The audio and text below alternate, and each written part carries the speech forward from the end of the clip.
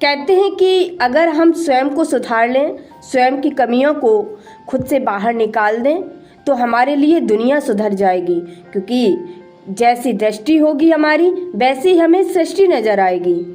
कैसे कैसे ये कहावत सच होते हुए नजर आती है, आइए हम जानते हैं एक कहानी के माध्यम से।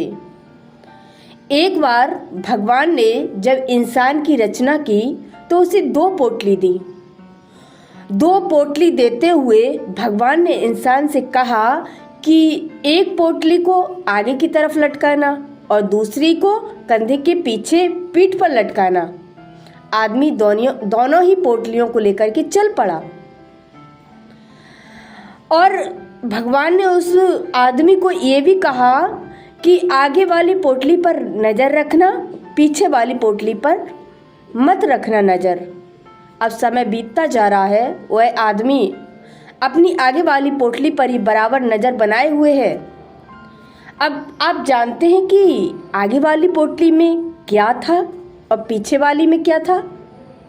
आगे वाली पोटली में उस आदमी की अपनी कमियां थीं और पीछे वाली पोटली में दुनिया की कमियां थीं। तो जब उस आदमी ने अपनी नज़र सिर्फ और सिर्फ आगे वाली पोटली पर रखी, पीछे वाली पर नहीं रखी, तो वह अपनी कमियों को सुधारता गया। जब उसने नज़र रखी अपने ऊपर, तो स्वतः ही निश्चित है कि वो अपनी कमियों को ही सुधारेगा, क्योंकि उसे अपनी कमियां नज़र ही आएंगी। और वो जितना अपनी कमियों को सुधारता गया उतना ही तरक्की करता गया।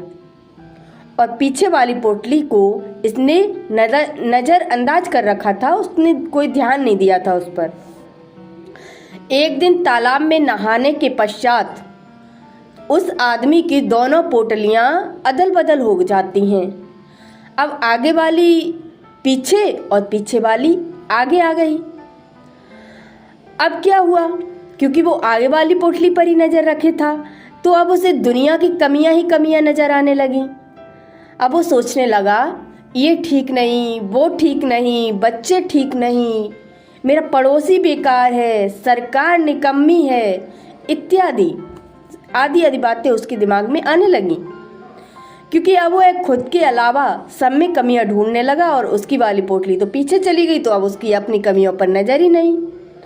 परिणाम ये हुआ कि कोई भी सुधरा नहीं और उसका ही पतन होने लगा। क्योंकि अब वो दुनिया को तो सुधार ही नहीं सकता है, खुद को सुधार सकता था। अब खुद की पोटली पीछे है, तो अब वो दुनिया को सुधार ही नहीं सकता है। तो दुनिया की कमियों को देखते देखते वो कमियां सारी उसके अंदर फिर से आने लगीं और वह चक्कर में पड़ गया कि ये हुआ क्या है। अब वो वापस भगवान के पास जाता है और भगवान फिर उसे समझाते हुए कहते हैं कि ये इसलिए ऐसा तुम्हारे साथ हो रहा है, क्योंकि जब तक तुम्हारी नज़र अपनी कमियों पर थी तब तक तुम तरक्की करते रहे, और जैसे ही तुमने दूसरों में मीन मेख निकालने शुरू कर दिए, दूसरों में कमियां देखनी शुरू कर दी, वहीं से तुम्हारा पतन होना शुरू हो गया। तो हकीकत भी यही है और इस कहानी का ये सार निकलता है कि हम किसी को भी नहीं सुधार सकते हैं। हम कहें कि उस व्यक्ति ने ऐसा क्यों किया, अरे वो आध्यात्म मार्ग में था, फिर उसने गलत क्यों किया, तो हम उसको सही कर भी नहीं सकते हैं। हमने दूसरों की जिम्मेदारी नहीं ली है, ठेका नहीं लिया दूसरों को सुधारने का। लेकिन हाँ, अगर हम चाहें तो हम खुद को सुधार सकते हैं और हम अपने आप को ही सुधार लें, इसी में हमारा कल्याण है। क्योंकि अगर हम दूसरों में कमियां देखेंगे तो वो कमियां हमारे अंदर स्वतः ही आने लगेंगी। क्योंकि कहते हैं कि हम सुधरेंगे तो जग सुधरेगा। तो हम यही सोचते हैं कि सबको ठीक करके ही दुनिया में शांति आएगी और हमारे मन को भी शांति मिलेगी, लेकिन ये गलत है। आपकी सोच गलत है अगर आप ऐसा सोच रहे हैं, क्योंकि दुनिया को आप कभी सुधार ही नहीं सकते हैं। हाँ, अगर आप खुद को सुधार लेते हैं तो आपके मन को शांति जरूर मिलेगी। क्योंकि कहते हैं जैसी दृष्टि वैसी सृष्टि, आपके लिए तो वैसी ही सृष्टि बन जाएगी जैसी आपकी दृष्टि होगी।